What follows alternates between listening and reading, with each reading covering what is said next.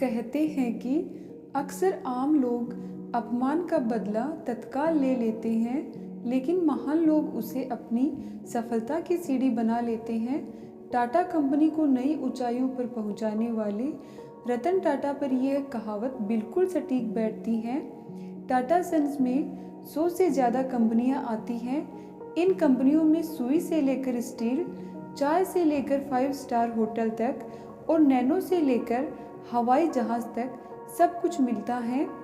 यहाँ हम टाटा ग्रुप के चेयरमैन रहे रतन टाटा के जीवन की एक ऐसी कहानी बताने जा रहे हैं जो सभी के लिए प्रेरणादायक है। यह बात है साल 1998 की, जब टाटा मोटर्स ने अपनी पहली पैसेंजर कार इंडिका बाजार में उतारी थी।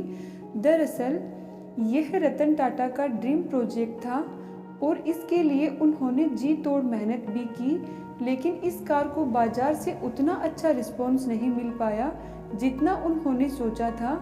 इस वजह से टाटा मोटर्स घाटे में जाने लगी।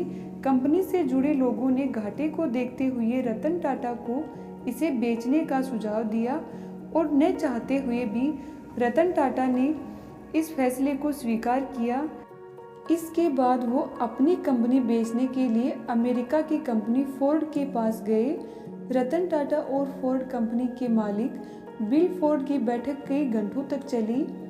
इस दौरान बिल फोर्ड ने रतन टाटा के साथ अच्छा व्यवहार नहीं किया और कहा, जिस व्यापार के बारे में आपको जानकारी नहीं है उसमें इतना पैसा क्यों लगा दिया। यह कंपनी खरीदकर हम आप पर एहसान कर रहे हैं। यह शब्द बिल फोर्ड के थे, लेकिन रतन टाटा के दिल और दिमाग पर छप गए। वे वहां से अपमान का घूंट पीकर इस डील को कैंसिल करके चले आए। बिल फोर्ड का वह अपमानित करने वाला वाक्य उन्हें लगातार बेचैन कर रहा था और उनकी रातों की नींद उड़ गई थी। बस इसके बाद रतन टाटा ने निश्चय कर लिया कि वो अब इस कंपनी को किसी को नहीं बेचेंगे और लग गए कंपनी को ऊंचाइयों पर पहुंचाने के काम में। इसके बाद उन्होंने एक रिसर्च टीम तैयार की और बाजार का मन टटोला। इसके बाद की कहानी सभी को पता है कि भारतीय बाजार के साथ साथ विदेशों में भी टाटा इंडिका ने सफलता की नई ऊंचाइयों को छुआ। तो वहीं इस घटना के बाद से फोर्ड कंपनी का पतन शुरू हो गया। साल 2008 आते आते फोर्ड कंपनी दिवालिया होने के कगार पर पहुंच गई। मौके की नज़ाकत को समझते हुए रतन टाटा ने फोर्ड की लग्जरी कार रेंज रोवर और जगुआर बनाने वाली कंपनी JLR को खरीदने का प्रस्ताव रखा, जिसको फोर्ड ने स्वीकार भी कर लिया। इसके बाद मीटिंग के लिए फोर्ड के अधिकारी भारत आए और बॉम्बे हाउस में मीटिंग फिक्स हुई।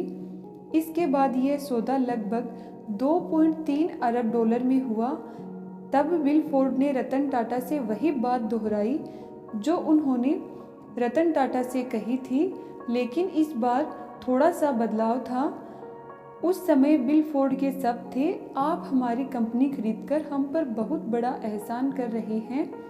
आज JLR टाटा ग्रुप का हिस्सा है और बाजार में बेहतर मुनाफे के साथ आगे बढ़ रहा है।